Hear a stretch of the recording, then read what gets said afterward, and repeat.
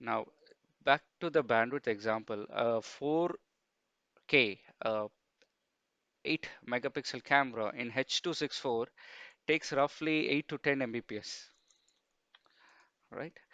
So if it is 10 Mbps for, let's convert it into terabyte divided by TB, terabyte, 324 terabyte for 4K camera, 10 Mbps. If I use H.265 and the bandwidth will be an average of 5 Mbps, in that case, from 324, I reduce the storage by 50% because of codec. So you understand the difference, right? How codec improves storage, saves a lot of cost in your project. Not only hard disk, you save the where the hard disk is placed, you save on the rack space, you save on the servers, save on maintenance cost, and all power consumption, everything associated with that, everything you save, network, more servers, more network ports, and this is one of the reason every new technology is also focused on trying to reduce the bandwidth. All right, so back to the uh, cam topic, camera types. We talked about camera types. Every brand have their own method of categorizing the cameras as different series and such as you know more analytics, lesser analytics. But today the difference between the series is not really resolution, not really. It can be, but most of the time it is not. You can find a 4K in P series and Q series and X series and so on. So it is this is becoming less and less of a difference. So you should not have the mindset thinking that you got the best camera just because it's a 4K resolution or it's a 5 megapixel. It can be a good. It is of course every camera from a reputed vendor is good, but the difference is there in terms of features, right? So does your project require more analytics? Does your project require maybe artificial intelligence? Does your project require maybe extra IR range, special lens? That's where the difference lies. Then we talked about different camera shapes. We are all used to the dome shape for indoor, bullet shape for outdoor. Why bullet shape is it's very popular, bullet, because it has a sunshade. You can see the sunshade on the top. This one. Then there is a lens. It has IR LED here. There are two LEDs. Some will have four. And then there is a bracket to mount it on the wall and also a back box. So it's all inclusive, all in one. People like today all in one, right? So this is a camera which is all in one. All you have to do is buy and install. However, previously when this did not exist, we used to have box camera. So customer had to buy lens separately, IR illuminator had to be mounted here separately. Then you have to buy a housing to protect the camera. Then housing requires a housing mount to mount on the wall. And then you need power supply to power all this. This camera is PoE direct. This requires extra power. So it was more cost related, roughly 2 times the cost of bullet camera. That's why bullet camera is now the choice. You still need box. If you need a very long lens, you need a box camera still. Okay. There is a limit to how much of the lens which can be inside by default. Dome camera, ideal choice for indoor purposes. Lift micro domes, so it's feel people feel less intimidated that a camera is looking at them and so on. You will put a label saying you're being monitored, but smaller camera just increases the aesthetic appearance. You can also request some vendors provide coloring, so you can camouflage the basically the if you're following a theme in your hotel, it is all wooden color. You can have a camera painted wooden color. Most of the painting is usually done on metal based. Plastic housings, they cannot hold a good painting. Um, so yeah, most likely you'll have this camera, even this or this is a metal, so it will be painted with wooden color or any other red color, blue color, whatever you require.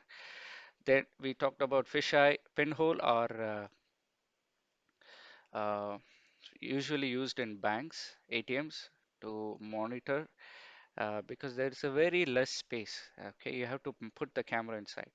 And however, this camera is very powerful, by the way. It has 15 plus analytics. It has very wide angle coverage. It's quite powerful camera, right? Then we also should not be sticking to the typical. You should explore newer options, multi-directional camera, four camera in one body, panoramic cameras, PTZ long-range cameras for operational purpose, and four camera 360 view plus a PTZ to zoom in case of incident. Okay, four camera with a PTZ, four direction camera. The lens can be changed, adjusted. Benefit one cable, one license. If ever a VMS is charging license, it's one license and one cable, one point of installation, one network port. All right. Then we did talk about the image triangle, shutter speed, gain, uh, all of them are related. If you increase one, other part of the image gets affected. So you have to find the fine balance. You don't have to worry about fine balance for every scene.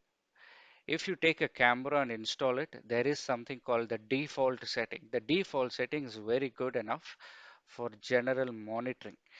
But certain areas, like you are looking for a specific area in the scene. For example, here I'm looking for the small number plate attached to the train.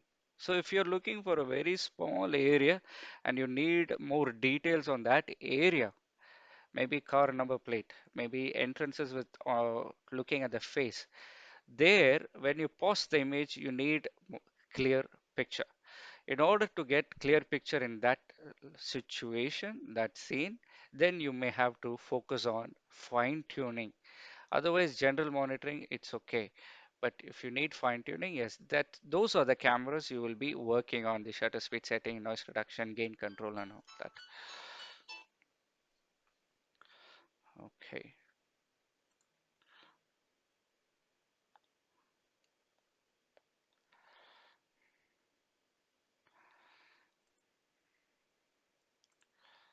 All right. So there is someone asking about how do you convert 10.8?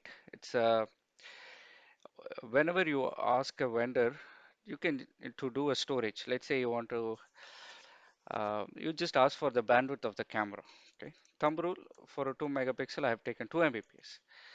2 megabits per second. Per second, it takes 2 megabits.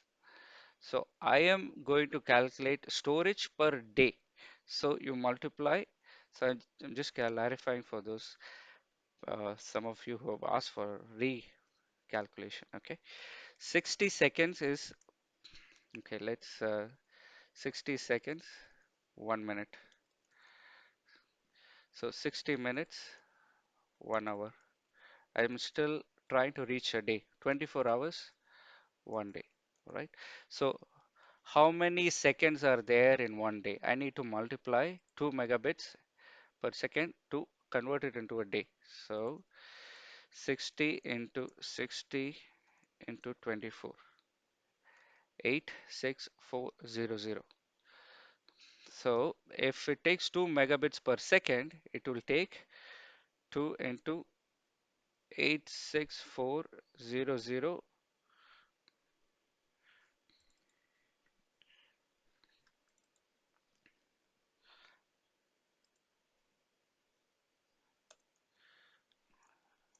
megabits per day. All right. Now I need to convert this to uh,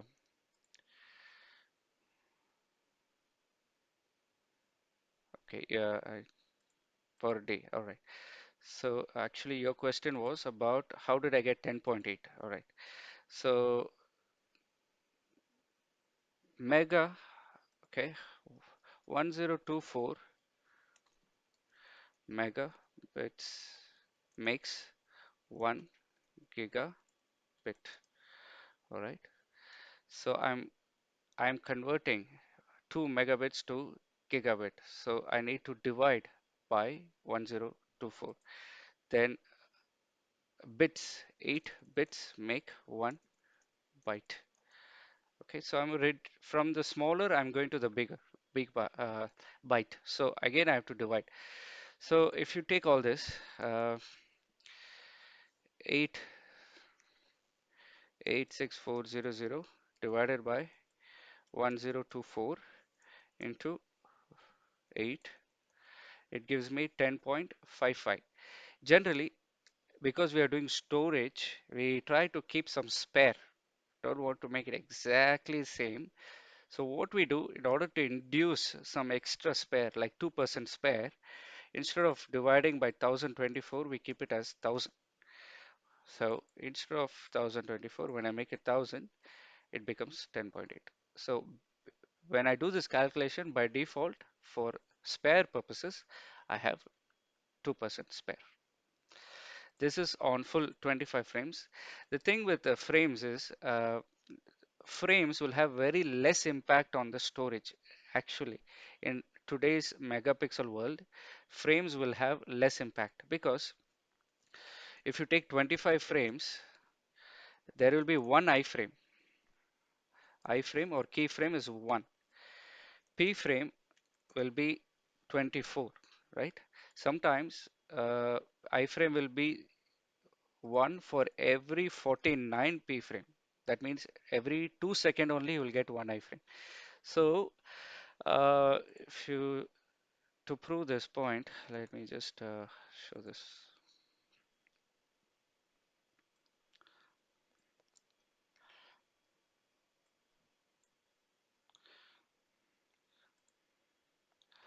Okay, right now you're looking at the bandwidth. What is this spike? Why is the bandwidth like, heartbeat? This spike is where your iframe is. So do you see the difference? iframe is around the size of 1.5 something. P frame is roughly, 300 kbps, almost 80% lower. So P frame is like peanuts. So if let's say iframe is 1 and P frame is 24 for 25 frames, and if you're making 15 frames, you're reducing the frames, still you have one iframe and you have 15 P frame. All right, so you reduced 24 minus 15, around 9 P frames you reduce, which is, if you see in the picture, the P frame size, when it goes down, it's around like zero point 0.3, 300 kbps. Okay, so basically you're reducing 9 into 0.3. Okay, 2 kbps. So again, if you divide this by 1000, it's very, very less. So basically, you don't really save much just because you reduce the frame rate. You can expect 10-15% saving um, if you're generally most of the cameras will have one iframe every second or every 2 seconds. So in that scenario, reducing the frame rate really does not make a big impact. Okay, so there used to be a day in analog world uh, which didn't have H.264 back then. Reducing the frame rate usually reduces almost 40-50% of the storage, but not anymore. Okay. With Ystream, this can be even lower, so you will not really save a big on the frame rate. But yes, it does reduce. It does reduce, but not a great saving.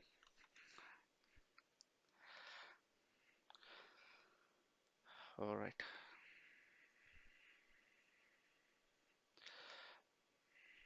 All right. So I think it's good time to start the today's topic, analytics. Okay. Now,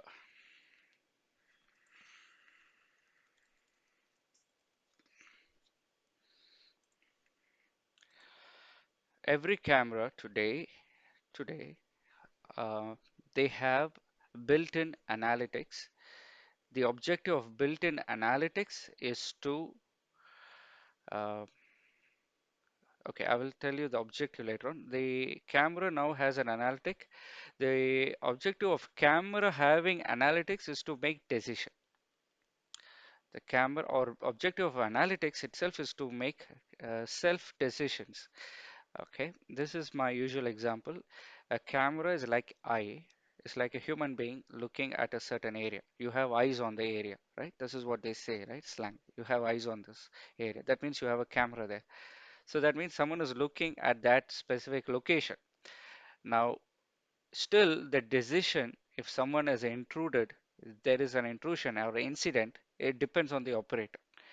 Now, you have eyes on the scene, but if there are 200 cameras, that means your life, I mean, the operator's decision making also is now still difficult because he has to look at 200 cameras and he has to make a decision.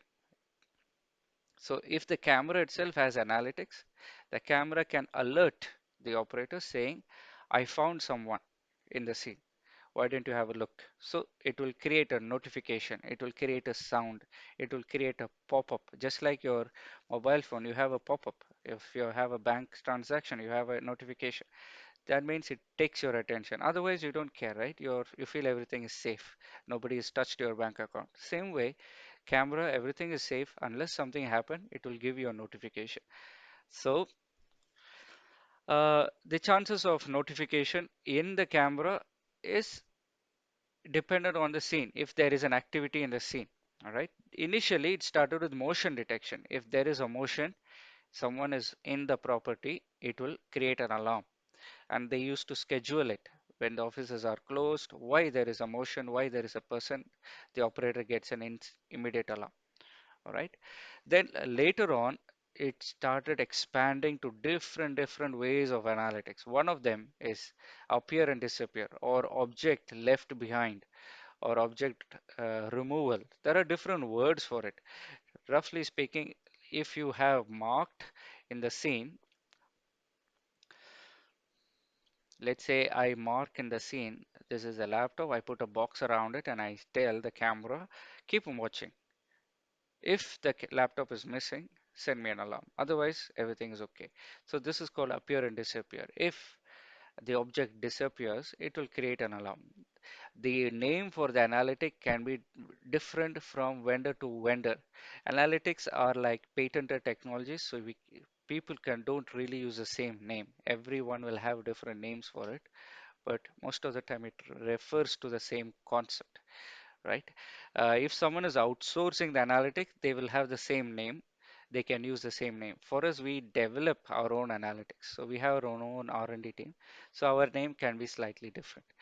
All right. Appear. Appear means what if someone leaves a object and goes? Generally, tourist areas, areas where you know there are certain objects in the scene, maybe cash counter and this and that, or let's say airports. But what if someone leaves an unattended object, just left it there and went? Then you can get an alarm. That is called appear. So these kind of analytics are available today in the cameras. Line crossing, very commonly used is line crossing. Why do you need line crossing? Uh, see, the car is moving in the scene. It's okay, right? It's supposed to go in the streets. But if they go outside the track, then that's a problem.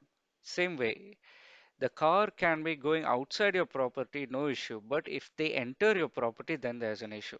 You cannot tell the camera stop looking outside. Camera will look everywhere. So you can draw a rule, you can draw a line, and you can tell the camera as long as they are here, I don't care. But if they enter a certain location from right to left, if they enter in, or you can give many conditions, left to right or both direction after a certain time, I need an alarm. So this is called virtual line, directional motion, and even you can give direction, right? Right to left, left to right. So I can draw a line on the road. If someone is coming from the opposite direction, wrong direction, then I can create an alarm. So all these are built-in functionalities now available within the cameras. Again, they may have a different name, but you just have to explore and find out whether it refers to the same thing.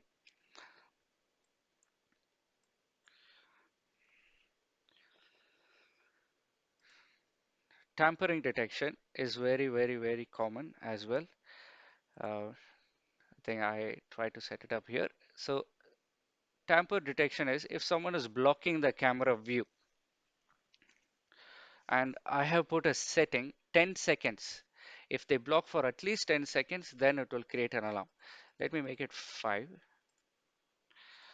Okay, now I will try to block the view. You will see a red color box.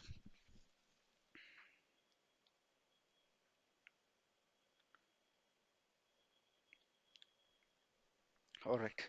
So the camera has detected tamper and you can see the red color box. So this is tamper detection. It's a very serious alarm because someone is blocking the view. Okay. Similarly, we talked about line crossing.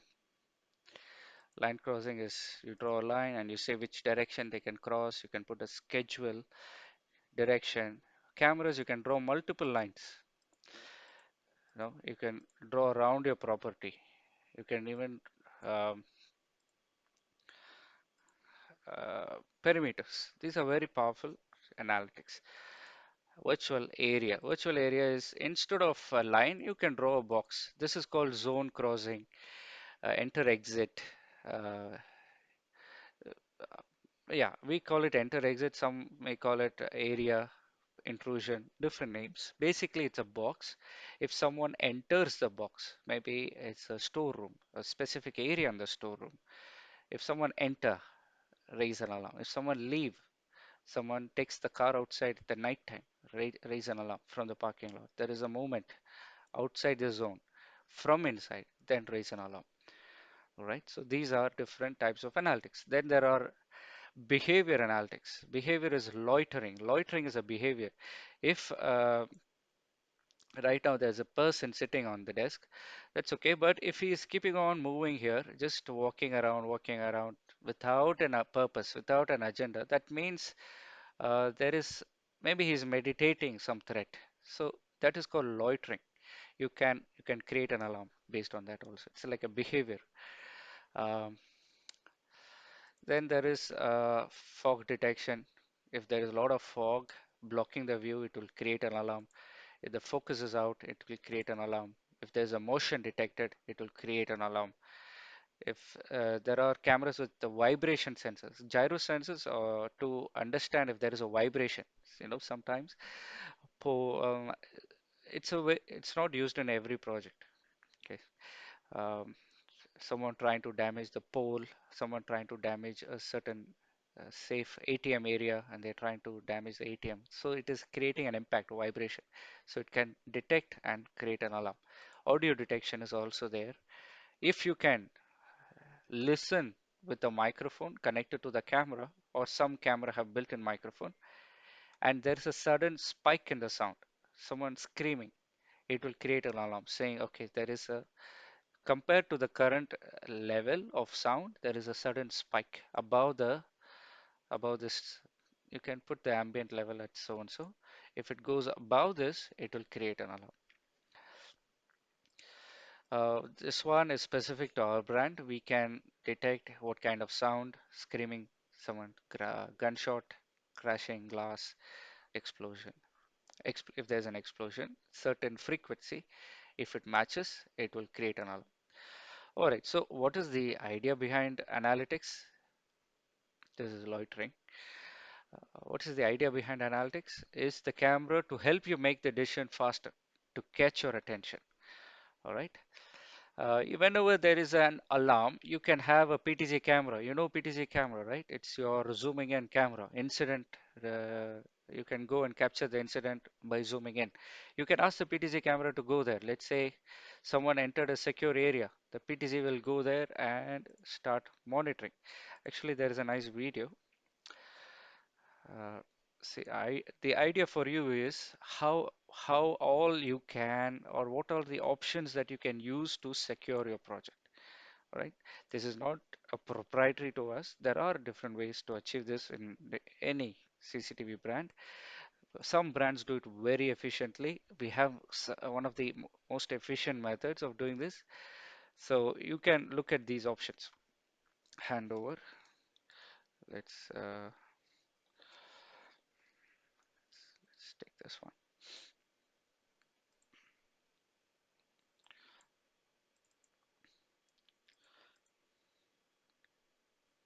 Not fisheye. All right. So here I have a panoramic camera looking at a stadium and a PTZ camera looking somewhere. And if there is a motion detected in certain area of the stadium, my PTZ camera will go to that location. All right. So how I do this is I create zones. Zone 1, zone 2, zone 3, like that. You can create 8 zones. If any movement in that zone, PTZ will go to that particular zone. It's like preset. Camera to camera command, right? We call it hand over the camera. All right, so these are the different levels of analytics available in cameras. Now, back then, people used to have analytics as a separate fees, or they would have, we call it server-based analytics. 10 to 12 years back, people would pay licenses, buy separate server, process the image, do the analytics. But today, the cameras are powerful enough to do it on the edge, just like you used to check emails on your laptop before, but now you can check it on your mobile phone. It's on the edge, on the phone. Same way on the camera, right now, when I did all the camera settings, I did it on the camera. This is a camera XNV, this is a camera. So I did it on the camera. So the camera itself can make the decision and not depend on a separate analytics. It does not have to depend on uh, separate licenses. These are all built in the camera itself, right? So you buy the camera, it comes included. So this is called edge analytics, license-free analytics. Doesn't matter any VMS, any you can use, right? Okay. So here is another incident. Whenever you have cameras with analytics, they send some information called metadata. Metadata, where the motion happened. You know someone crossed the door line, that's okay. But where they crossed, in which area they crossed, in the scene, they can cross here, person is crossing here, person is going through the gate, where they cross. This is called metadata. Data about data is metadata. So here is an incident. I'm trying to identify who entered through the gate. I click on the app setting, enter. I click on search. Automatically all the results come in. When I click on the result, I get the video. Who entered in the gate, right? How long does it take to do the search? Not really, right? Hardly 2 minutes, hardly a minute. Okay, if you were to do a normal camera search, you have to play back for 24 hours, check where they crossed, when they crossed, and write down all the data. But with the built-in analytics, you can save a lot of time. This is called efficiency with analytics and operator use. Okay, and cameras also have counting. It can count people, you can draw a line and count who came in. It also can do heat map, which area is more crowded. It can do uh, what do you call queue management if the queue is exceeding a lot of if it queue is exceeding a certain limit, you can get an alarm, you can get reports. So these business related, not just security. Cameras are also now capable of additional information.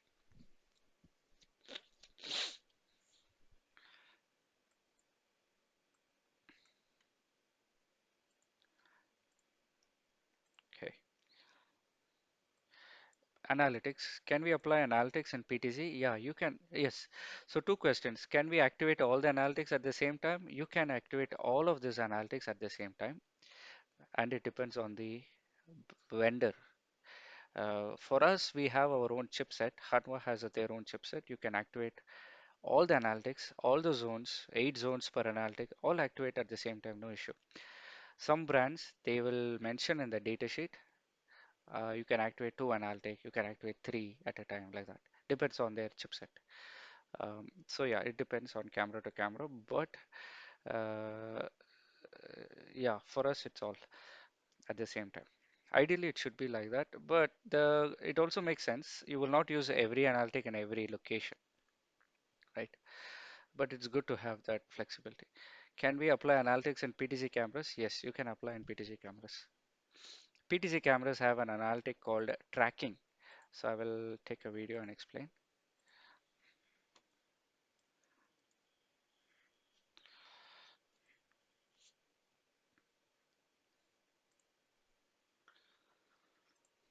So here, let's say the PTZ camera found object person moving, it will continue to track that person. It's a PTZ for tracking. It can be indoor, it can be outdoor. Whoever it tracks first, it will keep tracking him, even if something else is moving in the scene. After 30 seconds, 1 minute, it will go back to its position. It's called home position. Okay, so it will stop after some time. Okay, all right.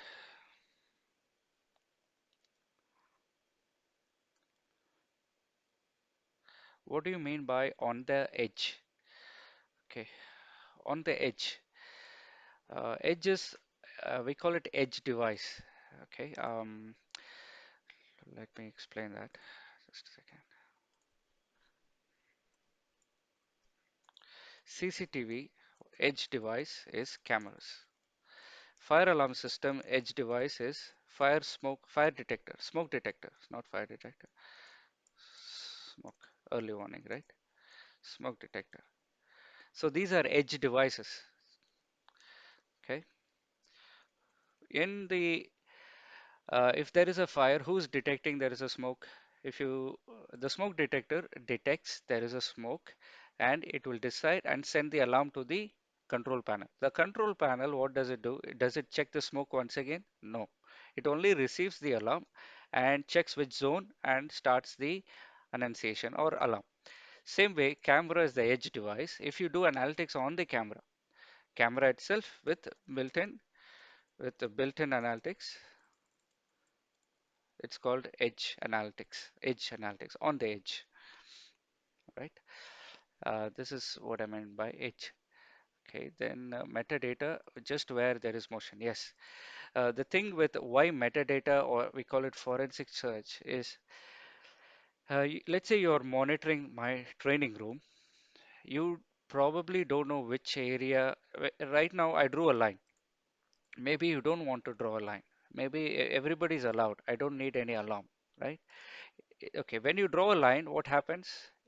If someone crosses the line, you will get immediate notification. Just like some transaction happened, you will get a notification. Camera will give you notification. But let's say you are not, you don't want notification. Let it be. Let people go, come in, everything is okay. But for some reason, something went missing in the training room. Someone took something from the training room. Then you want to do analysis, post analysis. In that case, what the camera does, camera will keep a full record of what's going on, where motion happened, where people crossed. It's uh, so that extra information is called metadata. So when you do a search in the VMS, you will select an area just like the video, just like the video. You will select an area and say, I just want to know who all came in this zone, who all entered in this area. This is called incident search after something happened. So this is called metadata search. Okay. If there is no metadata, the camera will tell you there is a motion.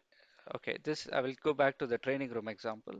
Let's say something went in the missing in the training room. If there is no metadata, the camera will tell me there is motion at 5 o'clock, 6 o'clock, 8 o'clock, 10 o'clock, but it will not tell you where it is. If there is metadata, it will tell you at 5 o'clock uh, near the window, at 8 o'clock near the back door area. So extra information where the event occurred, you can call it as more metadata. That's not the only thing. There is metadata is just, it can be data more also. Like if it is artificial intelligence, which we will see, shirt color, color of the object, these are all extra information. So you can say also metadata. But yeah, where the incident happened, that's your metadata. Okay, defocus is there is a chance that the camera can lose focus if from day to night time, or could be temperature, very high temperature, low temperature, or a lot of objects moved in the scene, or it could be or gradually over a period of time the sensor expand and compress, temperature. So there is could be a slight change in the focus, or maybe someone manually changed it also. It could be anything. So if it changes focus, how will the operator know something happened, right? So that's called defocus detection. The camera will alert the operator that someone changed the focus and the camera is not able to see clearly. Although camera is online, although camera is recording, everything is online, fine, but the image is not clear enough. So there's even if you do an incident search, you will probably find no detail. Okay, so that's why you have defocus detection. Next is okay, when you have defocus, it will detect and also you can tell the camera to do autofocus. So once it detects defocus, it will autofocus. That can be done.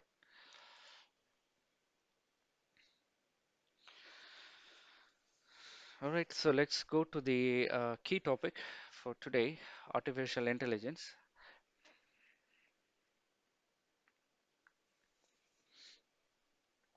Before the first break, we will do the AI, artificial intelligence.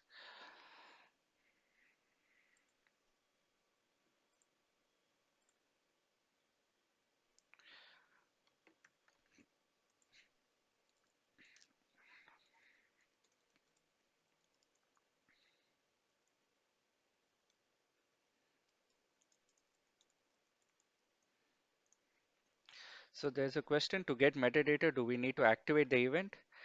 Okay, I will speak about Hanwha camera here. If we have to get metadata, you have to tell the camera, uh, we call it IVA. You have to tell the camera, send me metadata. It's called enable IVA, intelligent video analytics. That's it. You don't have to draw any line. This is called event. You don't have to draw this events. Just say enable IVA. That's it. It will start sending the metadata. Metadata does not take a big amount of storage. It's a very, very less. It's like small kilobytes of data. So do not have to worry about this extra storage cons, when you use analytics. All right. Next is artificial intelligence. Here we go. AI. So whatever we saw today is the traditional analytics. But what are the challenges with traditional analytics? So back to the camera. How do you know? What if there is a leaf? What if there is a some? Let's say it's an outdoor scene. Maybe there is a tree moving. There's some kind of object, cat, dogs, they are moving. How do you reduce this extra alarms? You don't need alarms from cats and dogs, right? So there are options in the camera called size classification. You can say detect only if the object is above the size of a blue box. It's not this area, just the size, minimum size. If any object is bigger than the blue color box, it will create an alarm. If it is smaller than the blue color box, it will not create an alarm. Okay. So for example, right now the camera, it's detecting motion, right? If I make the size very big,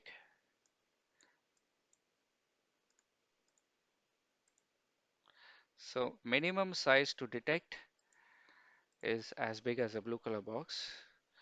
So now the size of my hand is not good enough for the camera to trigger. This is how to reduce unnecessary alarms. So you got it. So when I go back,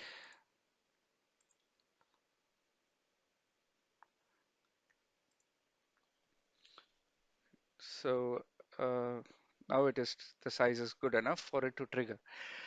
Okay, so right now my condition is size, all right? But in real life, there are some objects which have big size, like if there is a tree branch.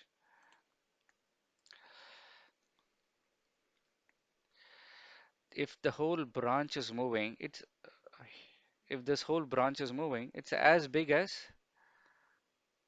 the human being. Shadow, if the shadow is moving, it's as big as a human being. So it will trigger an alarm, unnecessary false alarms. So how do you improve this? How do you fix this? This is, I mean, that's why you need different uh, technology called artificial intelligence. Artificial intelligence allows a camera to think exactly like a human being. If I say camera will think it's a motion, but for you, you know it's just a moving tree. You don't care, right? Same way, if we can understand, but camera cannot. But with artificial intelligence, the cameras can behave like a human being and decide, all right, it's not really a human being. So how does a camera know? This is called deep learning. We use technologies called deep learning technology, whereby the camera is trained just like you train your child. You train your child and say, this is a cat, this is a dog, this is football, this is a basketball, right? Now, when you train the child knows you're not the in the child. Okay, okay. Let me explain this way. All right. Uh, Here we go. Okay. Deep learning. Deep learning is in order to understand deep learning better, there is another method called machine learning using informed or basically using informed decision making. What is machine learning? Machine learning is, let's say I want to train my camera to detect a difference between cat and a dog, and I used algorithm. Let's say I am programming in the camera. If ever you find an object or an animal with a pointed ear, call it a cat. If ever you find a animal with a drooping ear, not pointed, then call it a dog. Let's say I am the programmer, I programmed my camera. So whenever I show a picture of a cat, whenever the camera sees a cat, it will check for the ear if it is pointed or not. If it is not pointed, it will say it's not a cat. If it is pointed, it will say it's a cat. If it is not pointed, it will say, all right, I detected a dog. Done. But what if the cat is folding its ears? Then again, I should go and correct the program. I have to go and fix and say, okay, look for the ear, then look for the way the cat is moving, look for the eyes, look for the skin, look for the movement. So I have to program and keep on programming every time it makes a mistake, right? So it is making informed decision. That means I am informing how to take the decision, right? Uh, However, this kind of technique, this is also artificial intelligence. If you go back to the, okay, what is artificial intelligence? It's in order to train a computer to behave like a human being, and there is the machine learning method. Okay, it also forms part of AI. Any camera using the machine learning method is also an AI camera because it falls under the umbrella of AI. But that's not good enough when you do a complex scene.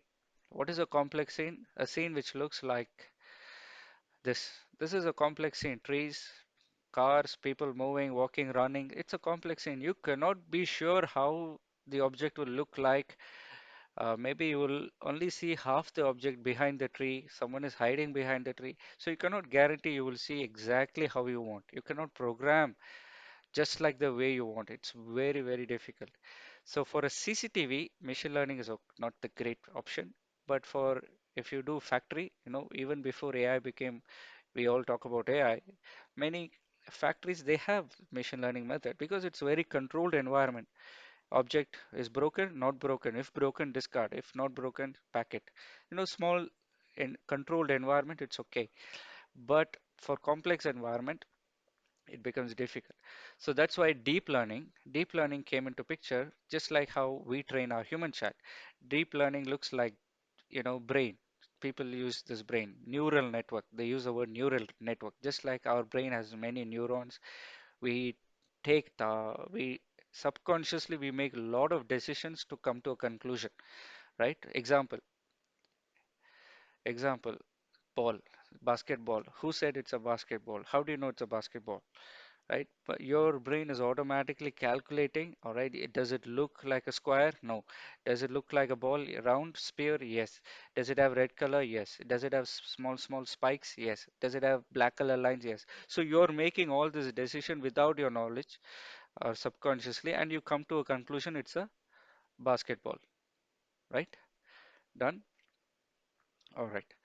So this is how deep learning works. Deep learning means uh, you don't train by entering the program. You just tell the camera, this is a ball, this is a cat. You showed the camera thousands of pictures of different cats in the whole world, and then the camera will learn by itself. You show the camera thousands of pictures of different cats and dogs. The camera will learn by itself. It's called deep learning. The camera will understand, all right, this is how the cat moves, this is how the cat looks, this is how the cat walks, this is the different body features of the cat. Or if it's a human being, they have two legs, feet, eyes. If from the back they look like this, from the side they look like this. So just like you train your child, this is a basketball, automatically the neurons in or the brain develops to think, okay, this is how the object is looking like for a basketball. All right, same way.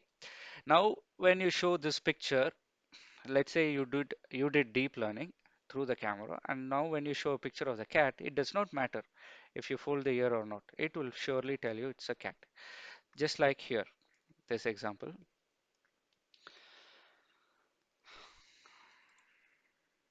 How does the camera know behind the tree that's a car? Only half the picture is available. Still, it knows because it uses deep learning. Even there is a person standing here, it can even pick it up, right? For a person, yellow color box, for a car, blue color box. So it understands because it uses deep learning. It knows how the car looks like and it tries to identify quickly. Now, how does it help? When you draw a line, you don't have to say size of the object. You only say person. That's it. Automatically, it will check if it's a person or not, then trigger an alarm. More efficient, right? So this is artificial intelligence. More and more accurate analytics can be achieved. Example, here. I have two cameras side by side. One of them is artificial intelligence. Which one is it?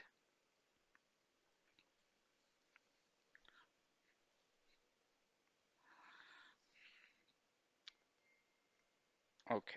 Left side, the robots, Hanwha robotic, yeah, assembling. There's a car seat, yeah. So this guy is picking up,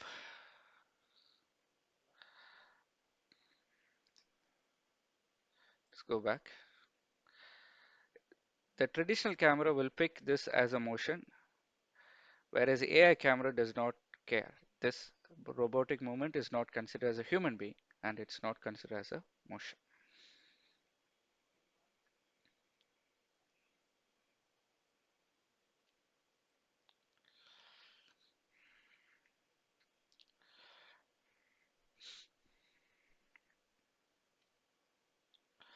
Light.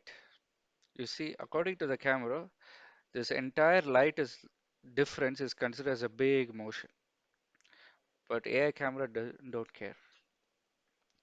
Another common thing is rain. If there is a rain, rain is also motion, right?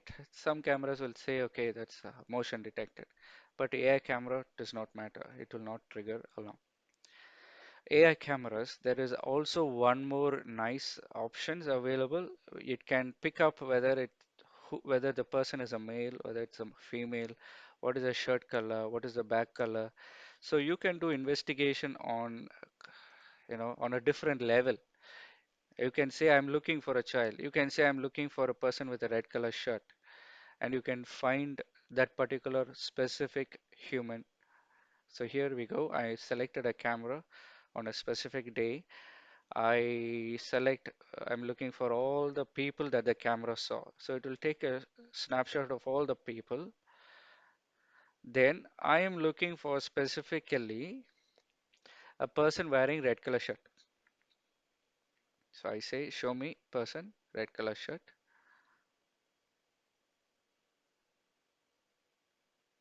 and it will filter all the person with the red color shirt. So this is possible if you use AI camera, and all this extra information is your data. Red shirt, black shirt. You can search for cars, trucks. I'm looking for a yellow bus. I'm looking for a specific bike. So all that can be done with AI. There is nice videos on YouTube searching for. And by the way, this is also built in edge, on the edge. So no extra license. It just comes built in with the camera. Not all cameras have AI. It should be an AI camera. It's a special, like the series. If you remember, we talked about series. There will be AI series. So from that you can take. Hopefully in the future it will become like a commonplace for all cameras. All right, let's take a break and then we'll continue the remaining topics.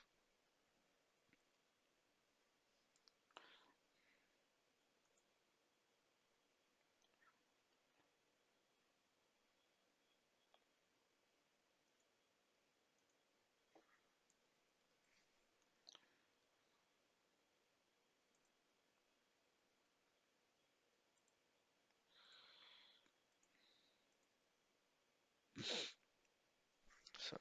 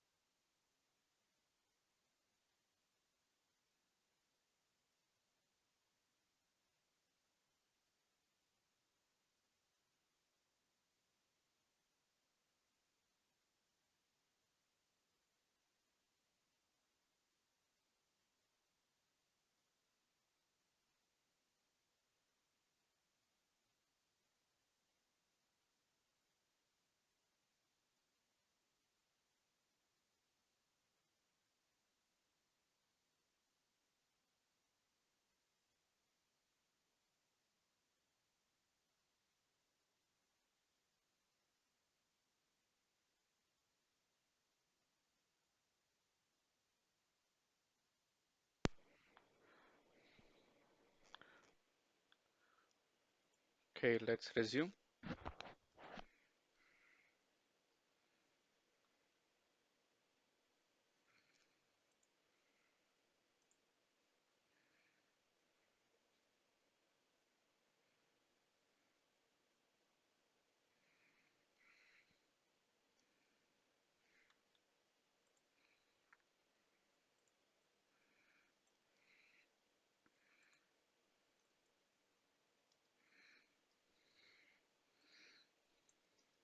Okay,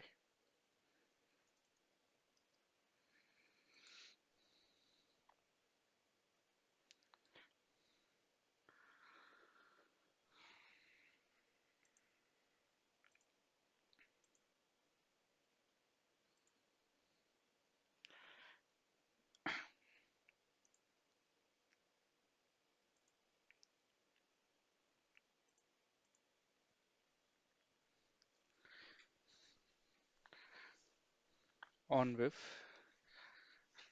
ONVIF, Open Network Video Interface Forum. In fact, that name ONVIF is very common in CCTV, but the full form not really. ONVIF is similar to BACnet for BMS or fire alarm interface, uh, LAN interface, KN, KNX interface, lighting. So this is an interface, common interface for integrating with um, third-party systems. What is third-party? Anything that the vendor does not provide or supply is third-party. So if a camera has to integrate with some other existing systems from another brand, that common interface is usually ONVIF. All right. Now, ONVIF is not always the only method, but it is the most common method used in CCTV. How this came about? In the initial days when you had IP cameras, everyone had their own proprietary method of communication in terms of the camera streams being sent, configuring the cameras, and so on. So it made it difficult for a customer who purchased from vendor A when he wants to expand. Maybe he got a better price from vendor B, or maybe the vendor A is no longer available, or there is no support. He doesn't like vendor A. He cannot go to vendor B because his system is proprietary. It will not work with vendor B. So he had to discard or remove vendor A and then install fresh vendor B system. So this is a big loss for the customer. And also it gave some vendors upper hand because once they sell the system, you are stuck with them for life, right? Or for the life of their project. So that's also not a good thing. That's why there was a community of vendors uh, because of end user requests, customer requests. There was a community form called Open Network Video Interface Forum. It is actually a group of vendors. It's not a government. It's a group of vendor, like all the big key vendors. They form a group and they release a common spec, a software that will run inside the camera, right? So that common software will work with each other, making it easier. So tomorrow, if you don't like vendor A, you can still buy camera from vendor B and connect to your existing system because vendor A supports ONVIF. All right. So ONVIF has become like the de facto when it comes to open protocol in CCTV. It's a big committee. Some of the vendors, like we are one of the members, and we are also part of the technical committee responsible for writing the specification for ONVIF. All right. So this is how to understand. This is as simple as you and me, we are able to communicate with each other because of a common language that I am speaking in English. If I use my native tongue, my proprietary tongue, of course, probably may not be anybody here in the attendee. So this is how you can understand the concept of ONVIF. It's like a common language between different brands. Okay. Now, OnWIF, they have released different, you can say, set profiles or sets of specs. If, okay, I wanted to explain one more thing. If ever you are a consultant, if ever you are an end user, you have to specify in the project saying my VMS, my video management system, my recording system, my CCTV system should be OnWIF compliant, right? Not only that, camera should be OnWIF compliant. Maybe tomorrow you like the camera, but you don't like the software. So you buy a new software. That time, if your camera is not OnWIF, it will not work with the new software. So both of them, camera and the recording software, server, all of them, your entire CCTV system should be OnWIF compliant. Okay. Next, there is different levels of compliance. The most common and most popularly accepted is OnWIF S. Anything less, not good. Anything more, better. OnWIF S com will guarantee video. What do you need from a camera? Video. So it will guarantee video. If it is a pan tilt zoom camera, it will work as well. Some of the analytics may work, but these are all conditional and optional. But minimum you need video, and if audio is there, audio as well. Okay, so what about analytics? What about H265? Not guaranteed when it comes to OnWIF S. That is subject to the vendor, how seriously they want to work with OnWIF and provide all the extra features. All right, so how do you make sure you get all the features that you are purchasing from a camera into your system? For example, notepad, camera, vendor A, recording software, or call it VMS, yeah, video management system, vendor B.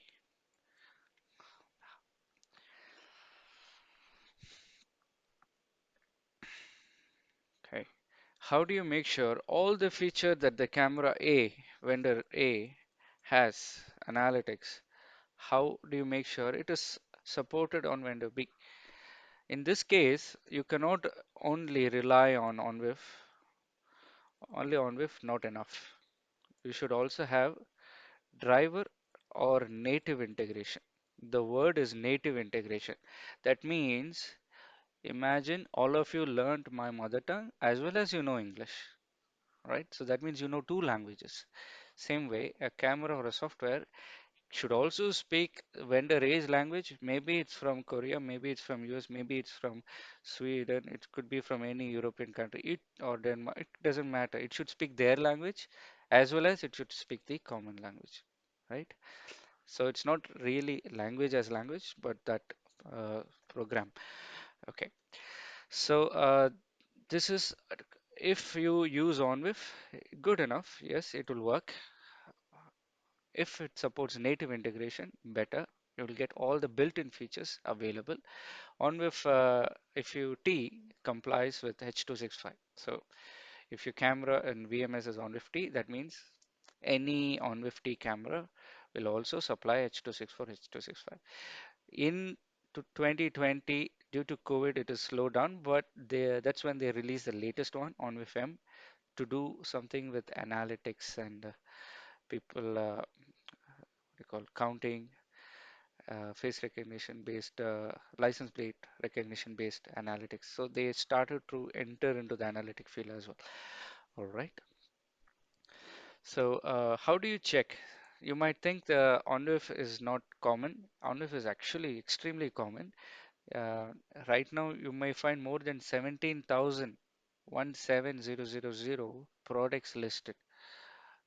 This is a quite old video. Probably you'll find 12,000. So this is how you check. Go to onwif.org, select. I did a blank search to show everything. Oh, this has 19,000. Okay, it's a newer video. 19,000 products listed. All right. But surprisingly, there are many brands still not listed here. There are many products not listed here. They may mention on the datasheet, but it should also be mentioned on the particular website. Okay, that's the only guarantee that it complies with OnWIF. Okay, here's some of them G. Some of them may not have H265, so not there is GST. Okay.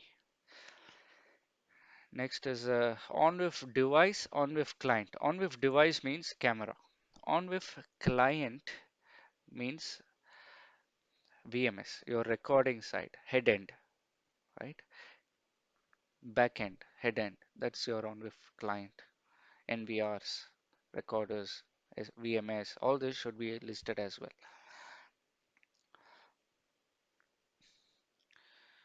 Okay, next is cybersecurity. Very simple statement. Cybersecurity, back then, many of the DVRs were, that's how it started, roughly quite some time back. The hackers used DVRs to do Bitcoin mining, okay, because they wanted a hardware which will run 24 hours. It's a Bitcoin miner. It was used as a Bitcoin miner. And the DVRs were the best example. No one touched it, running 24 hours, use it for Bitcoin mining. Later on, things evolved, as you know. Uh, Bitcoin mining is just with DVR is not enough. You need more powerful processors today to do Bitcoin mining. So they started using, I mean, that's not the only reason, they started doing ransomware attacks. That means they hijack your system and ask you for money, like kidnapping, ransom, right? That's how they that's how they access, I mean, that's how they try to make money. So as long as there is an opportunity to attack your system, there is a chance it will be. Okay. And unless and until the attack has happened, the seriousness is less. And once the attack has happened, the money to fix it is much more than you can imagine. Ransomware is not going to be a few $100. It's going to be 800, 100,000, 800,000, $1 million, depending on the sensitivity of the data. And most of the most of them clients may budge into it because their reputation is at stake.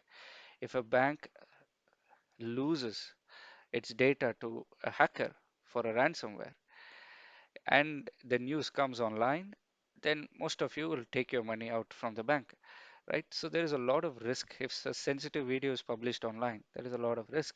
So there is a chance many of them will actually pay the money to get the system back, but that's not a right solution. So the chance, I mean, the ease with which people can attack is also very simple. The device need not be actually on the internet, right? Um, if you're part of a corporate, if you're part of a building, as long as you have access to a network in your building, you can, right? You may not be from a CCTV background, you may not be a CCTV staff or a security operator, but what if you have a discovery tool to discover and then try to access a camera and maybe misuse, right? It can happen. So the ease of access is actually possible even with online or offline devices, as in on internet or not on internet.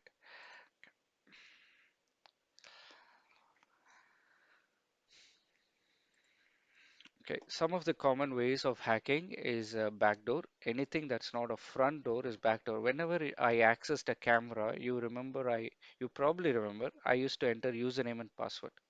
That's called front door. You use lock and key to enter your house, front door. If you jump through the window or if you break open the door, it's all backdoor access, right? So that is backdoor. Next is weak password policy. Maybe the lock is not strong enough. Maybe it's just a push of a button and then someone finds it. Okay, press a button, enter the door. It's weak password. Password like 123, ABCD, admin, root 123. These are all default password. There are many vendors who employ default password, and you don't need someone to tell you the default password. You can just go ask Google default CCTV password, and you can get default list. There are 31. There are so many default camera password list, default password list.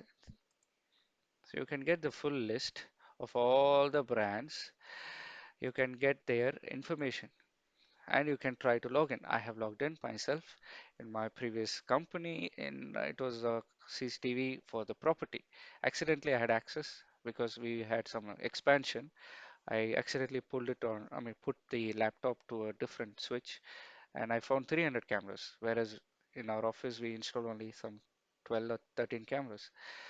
Then, out of curiosity to check whether they really changed the default password, I entered the default password. It was not changed. I was able to access the roof camera and so on. Then I quickly took it off. But yeah, that is surprising. The project is already 3 years old. Still, they haven't changed the default password. So that's a issue. Unused port open. Unused port, camera uses different ports to send data. Camera is like a house. There are different ways to access. If you want to access the web page, it's a different port, port 80. If you want to access the video, it will send through a different channel. It's like your road, right? If everyone goes in the same lane, that's not right. So there are different lanes for different cars. There are some lanes for trucks. Same way in the camera, there are different ports to access different function of the camera. Unused port can be referred to the windows in your house. You can have all the door locked, but if your windows are still left open, you can still expect somebody trying to sneak. Then firmware encryption. Basically, firmware will not make the file running in the camera, the firmware file. You will not, if you try to down, you can, of course, anybody can download firmware from a website, right? If you want to update a camera, like let's say you want to update your phone, you download the update and then click apply. Same way, you download the firmware file and then upload to the camera to update the camera.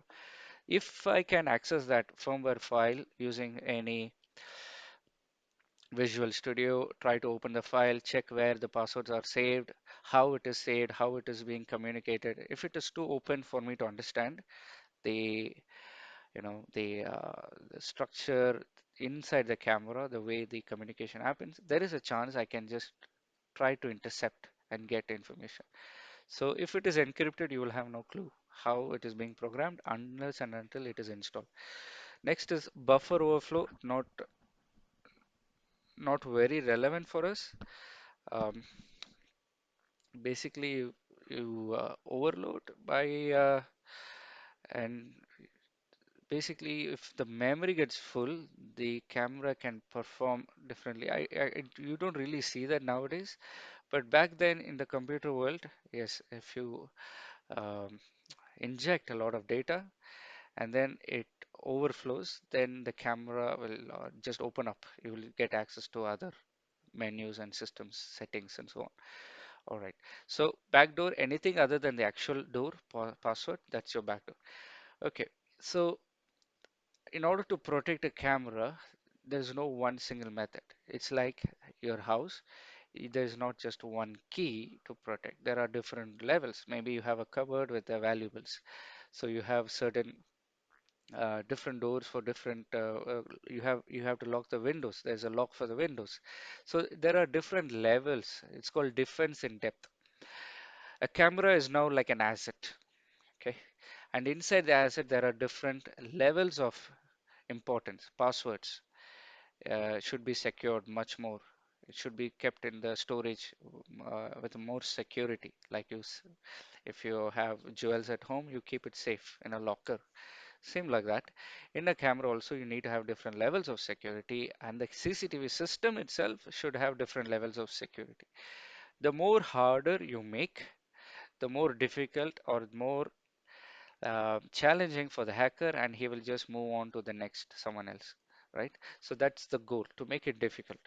There is no proof system saying okay, it's 100% proof. That's why you will find words like hardness. You just make it hard for the hacker.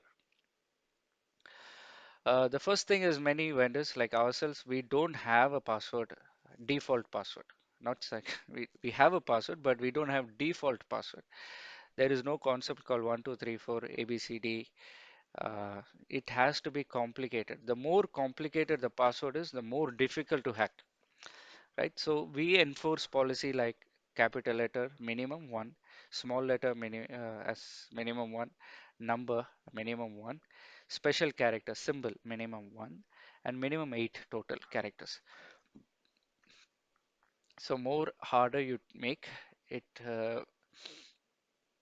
makes it difficult for the makes it difficult for the hacker to guess the password. Then if you repeatedly enter wrong password, it will lock you out for some time to stop from repeated attacks, brute force attacks. So if I, so you can see here, this is from online, time to crack. The more complex the password is, it takes a longer time to hack using a tool.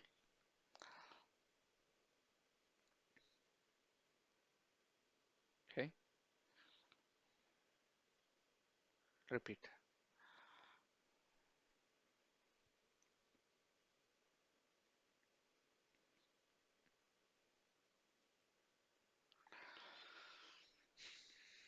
So ours is roughly 25 years, so it is good enough if they try to hack as well. All right, next is yeah,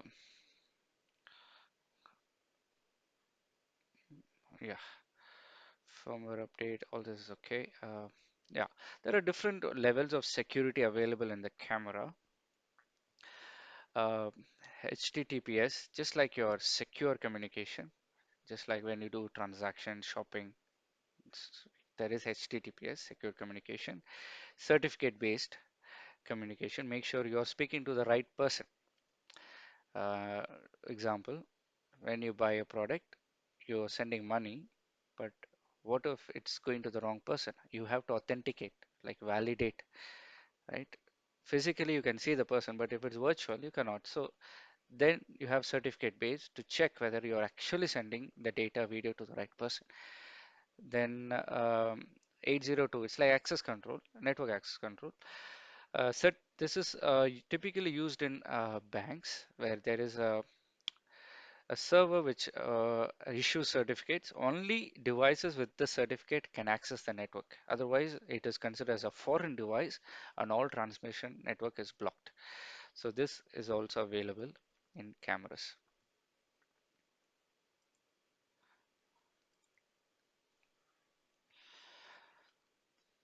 So authenticator sends authentication server receives and validates, then they can communicate to the network. Again, let's say you plug in a new device, make sure it is a valid, it has a certificate, then it can communicate with the network. All right, then there are logs in the system. You in the cameras, you can find out who changed settings, who accessed, which IP address is trying to access. These kind of settings are available. You have options called IP filtering. You can deny access from certain IP addresses. You can allow access to only certain IP addresses. Then default ports. If you go to the web page, that uses port number 80, default HTTP port. So no one needs to know big mathematics to find out. If you go to Google, it will tell you what is the default web page port 80, right? So if a person knows the IP address of a camera, he can go to the web page using the port number 80. But you can make it difficult for him by editing the port number, make it 85. All right, so now he has to guess whether 80 or 90 or 95 or 800.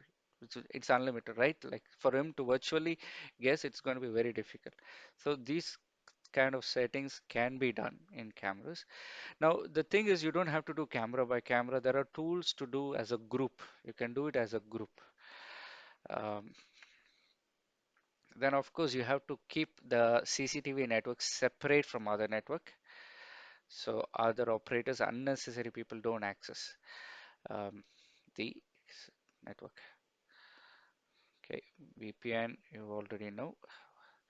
Okay, how do you make sure the cameras are secure? Many vendors have a policy called secure by default. By default, all the secure settings are enabled. That means when you buy the camera, by default, automatically many of the critical main security functions are enabled, are activated. It's called secure by default. You don't need to activate all this. It's a certification from UK. Many vendors follow this. We follow this certification. We follow the standard secure by default. Then there is a third party certification called UL CAP, Cyber Assurance Program. Not everyone have it. So this is a third party assurance where the vendor has followed strict policies in developing the camera, the way the programming is done, the way the software is managed, the way it is, the incidents are managed. So this is they certify that of the way how the vulnerabilities are attacked. So all that is coming under UL CAP. So that is another certification.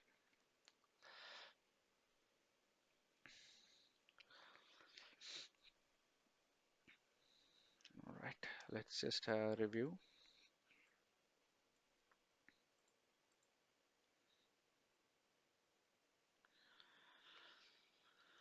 Okay, so the final topic for today is about NVR and VMS. NVR and VMS. We're now shifting to the back end of CCTV system where the recorders are placed for recording purposes and managing. Now, in order to understand why you need NVR, very simple. Um, Here we go. 160. If I have a single camera, I can look at the camera, the front door. Okay, let me enter the password. I can look at the camera from the web page. If I have a SD card, I can record it. Um, I can change the settings and so on, right? One camera, very easy to manage. What if I have 10 cameras? So I will open 10 web browsers, right? So it makes things painful, difficult for the operator. So that's why you have systems like NVRs. Let me check this one.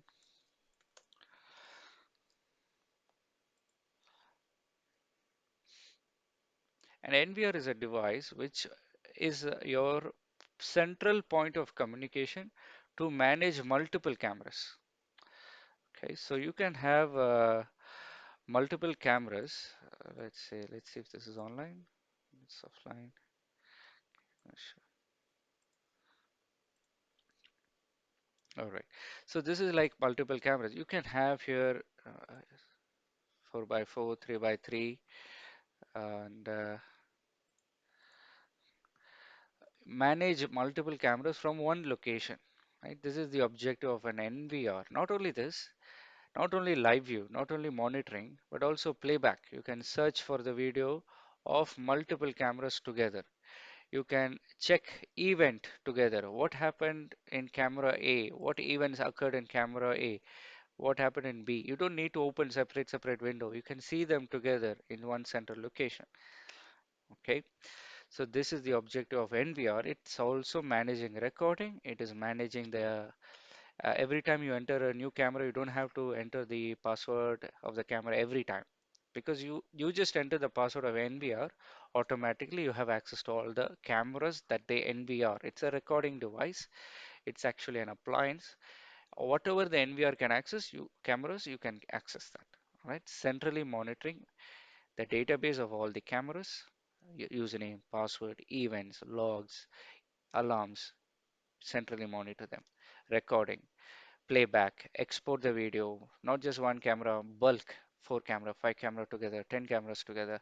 That's your NVR recording management. You can do not only uh, so many things actually in the NVR. You can do recordings such as um, where's the recording?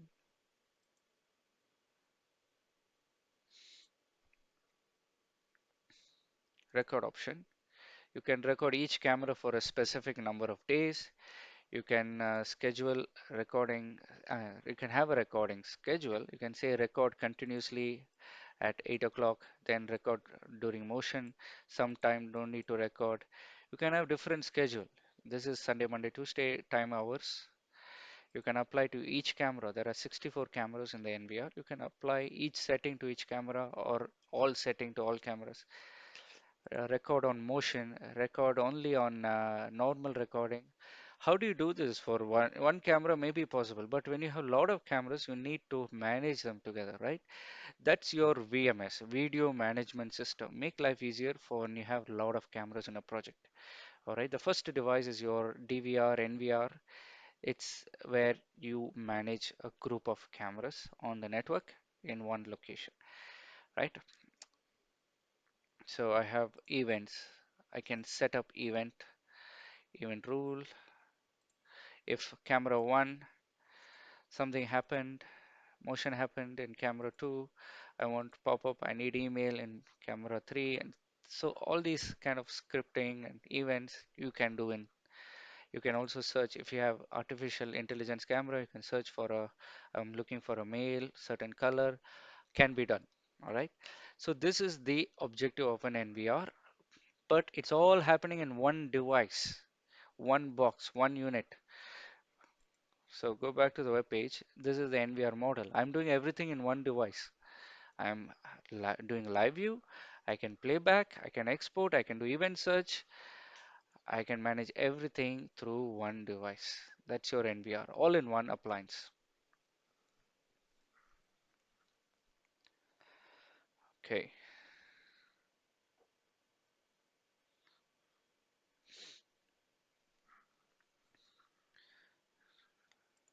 If there are any further questions till this point, please let me know. Okay, next is VMS. VMS is actually an expanded version of your NVR concept. Okay, but in the general word, VMS feels like it's something else, but it's not really. What NVR does, it has a database. In a typical enterprise level system, enterprise large scale system, we we put a separate appliance for database. We buy a separate appliance for recorder. Behind the NVR, there are HDMI port, maybe one, maybe two. But what if you need to have four monitors? Where will you put the HDMI? Behind the NVR, there's only two ports. So when you want to scale on a large option, then a concept of VMS comes into picture. Okay, when you have larger projects, you split the database, buy a server, put all the database in one, buy a server, put more cameras to record, buy separate client PC, buy Xeon PC or buy with i7, 16 GB RAM, put some graphics card, connect four monitors. So if you want to do that level, you can go to the VMS option. Second reason, what if you have more than one NVR? I have one NVR, all right. I am able to look at all the camera from the web. It's okay. Maybe I can connect a monitor behind the NVR. I can see the camera, but how many cameras can I see at a time from that? It is a 64 channel NVR, so I can see only 64. What if you have five NVRs, 300 cameras? How will you see them together? Maybe you want to see five camera from NVR 1, three camera from NVR 2 in one location. That's why you need a VMS. So right now what you're looking at, this is a VMS, SSM VMS. In the SSM VMS, you can, okay, any VMS generally, all right, a VMS, you can have multiple NVR. So I have here many NVR, XR and PRN. I can add all the NVR as a device.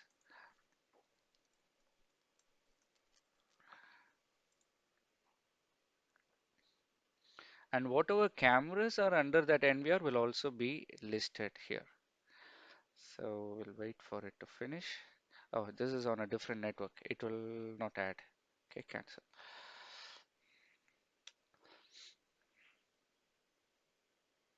Okay, close. So cameras under the NVR will also get added. Then what's the benefit? Monitoring. I don't have to have separate monitors for each NVR. I can pull out a 5 by 5 view. I can ask all the cameras to be displayed here.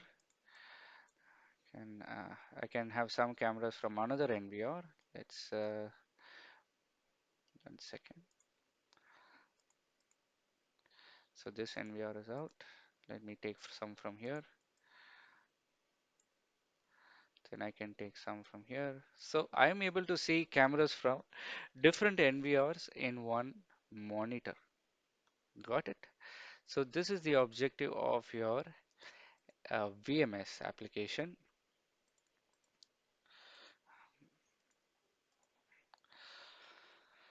You can have larger layouts, 121, you can have 132. Definitely not used in real time unless you have very big monitor. Most commonly 5 by 5, 6 by 6 is used. You can play back if all of them are recording continuously. You can play back all the camera together, right? If they are not recording, it's okay. They will not have video. So you can play back all the camera together from a specific timeline. 5 o'clock, show me video from all the camera. Maybe it's on NVR1, some on NVR2. You can play back together. So this is the objective of an enterprise level VMS. And some of them are licensed. They don't charge. Some of them charge. So it depends on vendor to vendor. For us, it depends. If you don't have if you have our recorders, we don't. So it's built-in licensed. So you don't have to pay extra. So this is your objective of your VMS. Not only this, you can relate one camera to another camera. For example, if NVR1 NVR1 failed, maybe something happened. I want to take some action. You can do that. Or if NVR1 camera 1 has a motion detection, I can take a pop-up from some other camera, or I can say camera from NVR2 PTZ go to certain location. So I can relate alarms from NVR1 to NVR2. I can do map.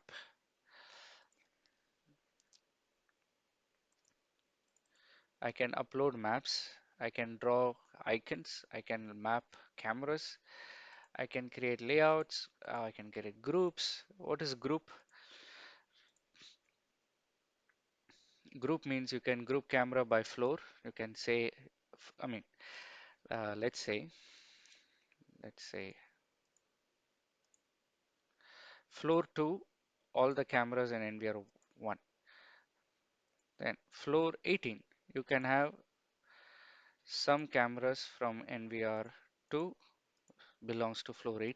You can do that, and you can create another floor for the remaining cameras. So when you monitor, you are not looking for NVR, you are just going to see by floor. So for the operator, it's much more easier to manage the site. So you got the idea. It's all about managing, making life easier, and centrally viewing all the events. Okay, then if you have multiple monitors, you can create one more tab,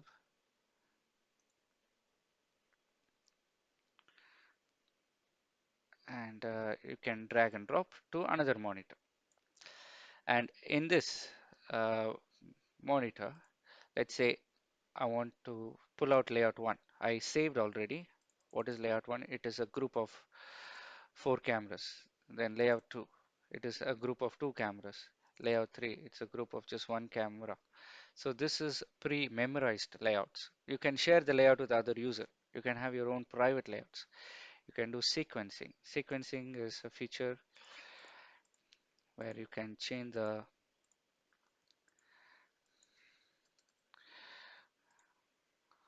let's say you have only one monitor, you want to see all 100 cameras. You can say, okay, show every 10 seconds, show me the next cameras. So wait for 10 seconds and then it will go to the next camera, right? So you will keep looking at different batches of cameras. So this is called sequencing or touring. Okay. Then there are options to speak to the camera. You can listen to audio from the camera. You can upload a audio, broadcast the audio if you connect speaker to the camera. You can look at events. On the right side, all the events will be received. Motion detected, motion detection. Someone came in, so motion was detected. So this person walked in. Events can be seen real time. You can prioritize and say, show me only high priority alarms. So you can create priorities here, management, motion detection, which one is high priority, video loss, very high priority. So the goal is again to make operational purposes as per the project requirement and manage them. Again, once I log into the VMS, I have access to all the NVR, right? All the cameras, everything together. Okay, you can also have customized option like alarm monitor. This monitor is only for alarms. If there is motion, then there is alarm. Otherwise, there is no need to display any cameras. So if there is an event, it will show here. It will pop up. Otherwise, it will just be quiet. Okay, so that is the objective of this called alarm window. So you will not unnecessarily take the attention of the operator. Only if there is an incident, it will show up here. Okay, so this is alarm monitor. It's called event. The word is event spot monitor. If there is an incident, it will pop up immediately. So yeah, so there is someone walking in, good timing. So three cameras are looking at that door, and um, it has detected motion and automatically it popped up. So now you are aware, all right, something happened. Then automatically it will go back. It will remove the video. It's actually up to you. You can say keep it continuously or remove after 30 seconds and all that. You can also have pop-up. You can say I need a pop-up. How many pop-ups? You can have language display. Depending on your region, you can choose language. Arabic is here, other languages. So these are the options that is available. Then dashboard. You get a quick look at how many cameras are offline, how many are online, how many NVRs are online, under NVR, which camera is offline. So you get additional details like this. Without taking any report, you have a quick look of what's happening every day. All right, everything's okay, not okay. You can have a look. You can see events together. Show me all the events from all the camera. You can filter out event type. Show me all the offline events. Search for person. I'm looking for a person from this camera. Show me all. So detected some guys. So like that, you can do search. When did it see this person? So you can play the video. So you got the idea, right? From 1 o'clock in less than, yeah. So this is the idea behind this VMS. Not only this, you can also integrate to third-party systems. If you have access control, let's say I have an access control device, I can integrate to access control device. I can do a map. I can have a map and I can link to another map, can link to another map, and you can have a door, you can have a camera. So all that can be done. Integrate with third-party system, BMS, UPS, CCTV, intercom, access control. So this is the objective of VMS, to expand your system and manage them together centrally. All right. And generally, VMSs have higher specified servers like Xeon processors, so they can handle more cameras. The operator client means the operator looking at the video in the control room. They will be on a separate PC, so they can have more monitors connected. So this processor is not overloaded, the recording processor. So this is how this is the idea behind a VMS. But functionally, both are same. It's on a larger scale, on a smaller scale. NVR is on a small scale. Why NVRs are used? This is a picture of one of the NVR.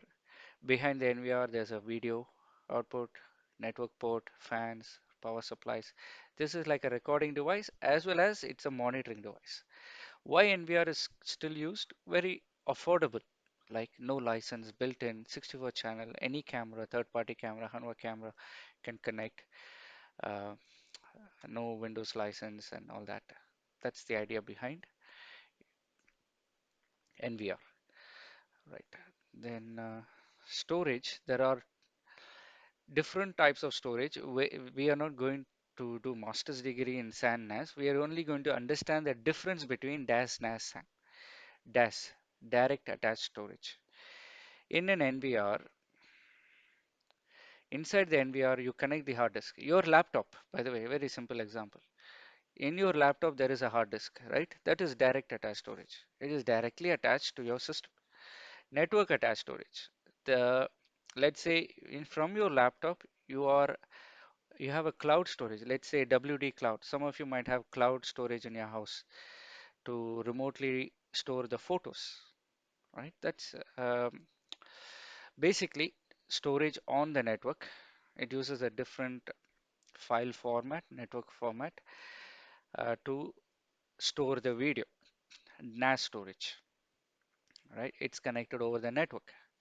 Physically not connected, but it's like on the interface is different. So basically over the network port, you are communicating and transferring that data, right? So that is network storage.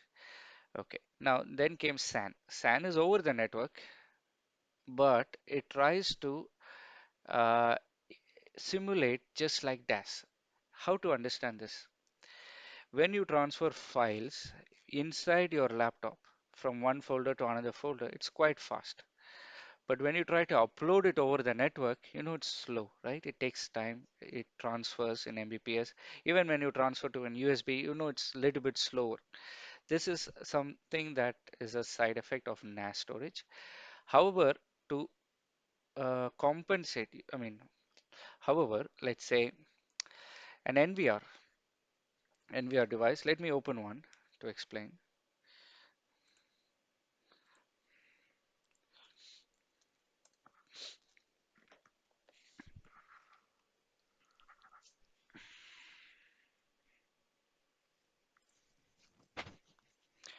Okay, let me check if I have PRN.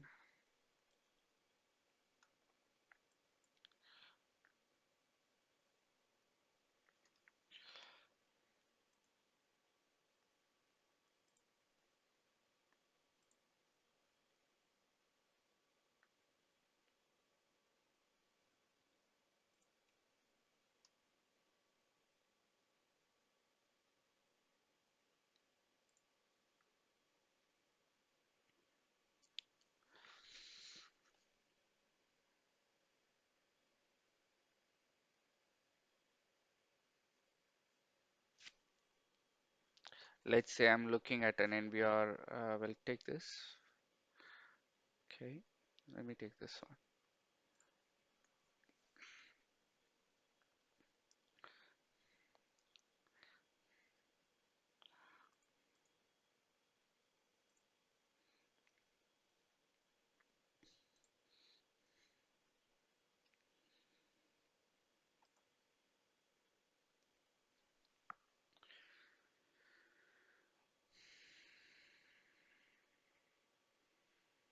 Storage, 10 terabyte per hard disk, 16 hard disk, maximum 160. What if you need more than 160 terabyte? So directly on the NVR or the recorder, you can connect around 16 hard disk. But if you need more than that, when you have projects with thousands and 2000s of cameras, the built-in storage, which is your DAS, and may not be sufficient. Maybe you have one server with 300 cameras, but you are recording for 90 days or 180 days. Sometimes in Abu Dhabi, you're recording 180 days as per law. In Kuwait, of 90 days, I believe. In Qatar, 120 days. So if you're recording a lot, the built-in storage may not be enough, right? Then you have to have a storage outside that device, okay, on the network, but you still have to have the same transfer speed. You still have to have the same level of performance just like you have on a DAS. All right. So in order to achieve that, SAN storage area network, the storage is connected using fiber channels for more faster communication. And it's group of artists like bulk of storage connected and attached to different servers. So maybe you'll buy 100 tera or one or 500 terabyte of SAN storage and distribute 100 terabyte to each group of servers. All right, and it will look like a local drive as if it is directly attached. Right, C drive, D drive. It will be mapped as if it's directly attached. So that is SAN. slightly expensive, but sometimes you need it. All right. And your projects are large, when your built-in storage is not capable, it's not enough. You need when you have thousands of cameras, um, instead of managing each NVR recorder separately, you can centralize your storage on one location. Imagine this, all right? Let's say public surveillance, your government, they have so many cameras, but they will not carry DVRs, right? They will have central storage. They will have a central data center with all the recording, all right? They will have recording, VMS. It will only uh, take the video footage and map it to a central recorder or a central SAN storage. So the okay, when you have a central location with SAN storage, it makes it easier for you to manage. If some hard disk failed, you can just go to one location and change. You don't have to find out which NVR failed, which DVR, which hard disk in the NVR recorder failed. You don't have to do that. So when you have large project, large number of days, when DAS is not sufficient, you can go to SAN, right? Anywhere in between, you may look at NAS as well as an option. So work with the customer, installer, integrator to provide you the right choice for your project. All right, so tomorrow we will see the rest, and the class for today is completed. So we talked about analytics, we talked about investigation, how to use analytics for investigation. We talked about traditional and artificial intelligence, how artificial intelligence greatly improves, and what is artificial intelligence, what is deep learning. We talked about it today. Then we did talk about NVR VMS comparison on WIF, and what are the benefits of using VMS to centrally manage multiple recorders and storage types. All right. So if you have any further questions, you can post in the chat window. The session is completed. You can expect an email from me for the quiz. And if you have no further questions, feel free to disconnect. The session is concluding now. Thanks. All right.